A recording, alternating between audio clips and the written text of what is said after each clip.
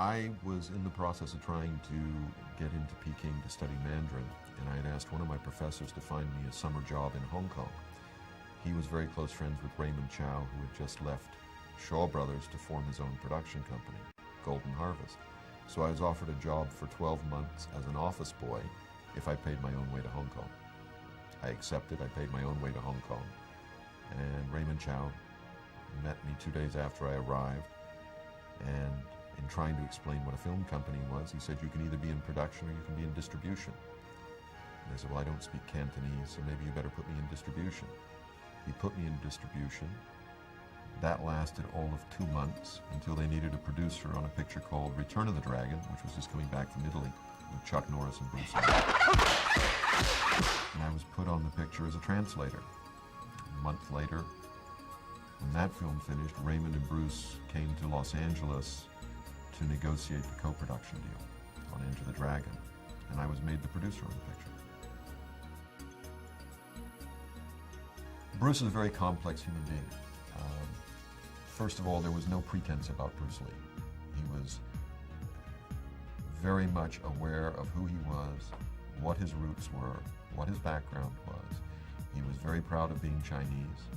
He was very proud of his martial arts. He was a perfectionist when it came to what he did, both in terms of martial arts and in front of the camera. He was truly a professional actor as much as he was a professional martial artist. So he was always striving for that excellence in front of the camera. He felt that that went hand in hand with becoming a star. You had to deliver for your audiences. To that end, he was, I suppose, very demanding on directors and on producers and on screenwriters to give their best to make sure that we were actually getting the best possible product on camera. When it came to dealing with the staff and dealing with the crew on the film or dealing with the office staff at Golden Harvest, he couldn't have been nicer. He was a very genuine, very sincere person, and actually would go out of his way to make sure that the workers were taken care of and that they did actually have their time to go and have their lunch, even though we might be rushing to finish a setup. I think he was also very aware of the fact he'd always had an ambition to be an actor and to be successful. And he was very frustrated in terms of how far he'd been able to progress his career in Hollywood. And when he came to Hong Kong and helped to redesign and reinvent how martial arts were used in the Chinese cinema, it was with an eye to using the Hong Kong cinema as a stepping stone back to Hollywood, and using Hollywood as a stepping stone to becoming an international star. To digress for a moment, at one time, sitting in his office, he told me his dream was one day was to be a bigger movie star than Steve McQueen, who at the time was the biggest movie star in the world. It's a little ironic that 20 years later, more people probably remember Bruce Lee than remember Steve McQueen. Once he became successful in Hong Kong, and I have to be very frank, I met Bruce in Hong Kong after his second movie had been released. He made, first of all, The Big Boss, which was released overseas as Fists of Fury. Then he made a picture called Fist of Fury, which was released overseas as The Chinese Connection. And those two films had broken all the box office records in Asia. So when I met him, he was already established as a star, as the young star, rising star in Asia. Although here in the United States and in Europe at that stage, nobody really knew who Bruce Lee was. He had done a few episodes of Longstreet and some episodes of The Green Hornet. So when I met Bruce as an American, oh yeah, that's Kato. It was very hard for me to relate to him initially as a big movie star. However, I can assure you, if you walked down the street with Bruce Lee or you tried to go into a restaurant in Hong Kong, you immediately became aware of how big a star he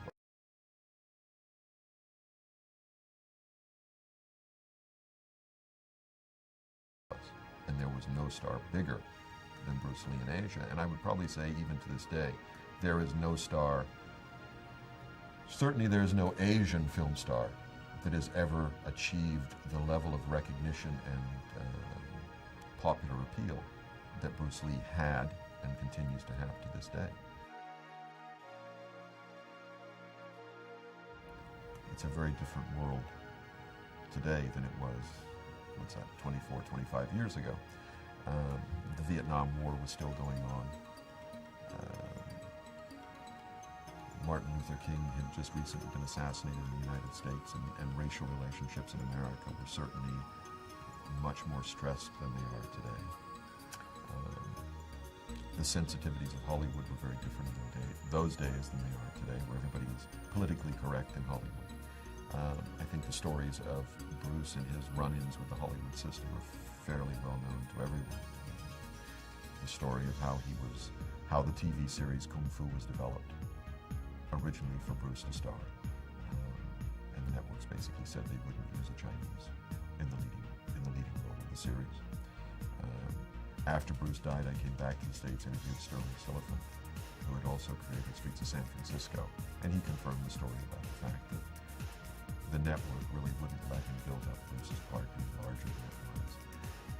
Bruce's career in terms of films was going nowhere. But the kinds of films that Bruce wanted to do were not the kinds of films that Hollywood was making. Bruce was a very smart man. He was a thinker. He was a student of films just as much as he was a student of martial arts. And I think he realized that truly he needed to come back to Asia in order to take that first step. He knew very clearly once he made that step, once he was a recognized box office draw in Asia, the American studios would be interested. And once they were interested, then it was a matter of doing the right co-productions to maintain the creative control, the artistic control, that would allow him to then use those first films as a showcase for his talents, that would then allow the world, if you will, to embrace him and come to know him. The pictures that were made in Hong Kong were never designed to be shown outside of Southeast Asia. The first two were never designed to be shown outside of Southeast Asia. When he did Return of the Dragon in Rome, it was with an eye to maybe being able to sell it in Europe. But in Bruce's perfect world, he hoped that the first film that America would see would be Enter the Dragon. In fact, there was a very memorable day, a big scream out at the studio when Bruce found out that we had actually sold his earlier films into America and that they were going to be released before Enter the Dragon, because he felt that Raymond Chow had betrayed him to a certain extent. His goal was to be an international movie star, and in doing that, to be a role model, not just for Chinese and Chinese youths, but for kids all over the world. And I think to a certain extent, he was far more successful than he ever imagined he would be. If you look at Western film and the way fights were choreographed before Enter the Dragon and the Bruce Lee films, they tended to be very stylized Western brawls. I use the term the John Wayne fist fight. After the Bruce Lee films came along, certainly it broke open the idea of using more than simply your fists in a fight.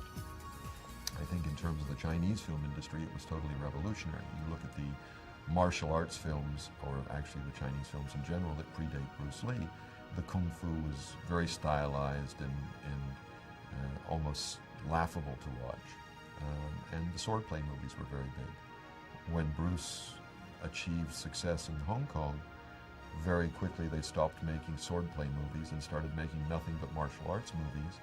And the truth was, he had a lot of imitators. Everybody was trying to do the Bruce Lee style, which, if you get off into the esoteric side of Jeet Kune Do, Wu Wei Yo Wei, the style that has no style, was Bruce's philosophy, which was to take a little bit from every style of martial arts and every style of fighting. And so he tried to employ that and apply that in each film to make each fight unique and different. Now, if you look at what the progression became after Bruce, and after Bruce died, there are a lot of younger directors who studied those movies very carefully. And I've actually worked with directors and worked with stunt choreographers who can tell me cut for cut the scenes in Enter the Dragon, the fight scenes. I was at the premiere of a movie here in Hollywood a couple of years ago, and as I was sitting watching the movie, I thought, boy, that fight scene looks familiar. And later when I got the video, I realized that in the film they had copied, cut for cut, two of the fight scenes that we had shot in Enter the Dragon. So to say that Bruce Lee had a major impact on it would be an understatement. I think the other thing that he brought to the idea of fights and to action movies in general was the idea of being a little bit more theatrical and being a little bit more tongue-in-cheek. that you can have fun with a fight and still have a lethal fight. And I think you can look at Enter the Dragon as sort of being the high point of Bruce Lee's choreography. The role models that they had to look at before Bruce Lee came along were the Charlie Chan movies, really, or Nancy Kwan in The World of Susie Wong, or Flower Drum Song. And the stereotypes were very much, Chinese with pigtails doing the laundry or having Chinese restaurants. I think that what Bruce showed was that Chinese, first of all, that Chinese actors had something to offer the world. That there was a whole world of film that America and Europe was ignorant of, which was martial arts films. And that by styling himself in the way that he did, he became, number one, the person to introduce the world to Chinese martial arts, and really in general to martial arts. And number two, to set a handsome leading man role model for young Chinese men to aspire to be, or to dream about becoming in their future. And I know for a fact, because I spent a lot of time in Hong Kong in the Chinese film industry, he was the inspiration for the next two generations of young Chinese filmmakers out of Hong Kong. Certainly I think that in Europe and America, the idea of the poor, weak Chinaman that sort of got kicked in the seat of his pants and thrown out in restaurants or whatever, went by the wayside when Bruce Lee came on the scene. Bruce Lee showed that you could have a macho leading man that also happened to be Asian. Again, put it in the context of 1972, 1973, the Chinese world was very much a fractured world. You were either pro Kuomintang and Chiang Kai-shek, or you were pro Mao Zedong and the Communist Party of China. There was no sort of pan-Chinese sense of nationalism or pride, at least that I could detect. I think that Bruce brought that sense of a pan-Chinese sense of pride. Don't forget, Bruce Lee was born in San Francisco. He traveled on a U.S. passport, but he was educated in Hong Kong and spoke fluent Cantonese. So he was one of that, I believe that generation that came after World War II that went a long way to breaking down a lot of stereotypes all over the world. People that were born in one part of the world lived in another part of the world and became role models. I know that when you speak to the younger film directors in Hong Kong today, they all grew up on the Bruce Lee films. Bruce Lee is to them still an idol. When you talk about what would you like to do, the answer is I would like to make a film that could have as great an impact on the next generation as Enter the Dragon had on my generation. And I've been told that by not one Chinese director, by at least 5 or 6. And actors, by the way. You ask Jackie Chan who the biggest star in Jackie Chan's mind is, and he will say without a doubt, Bruce Lee.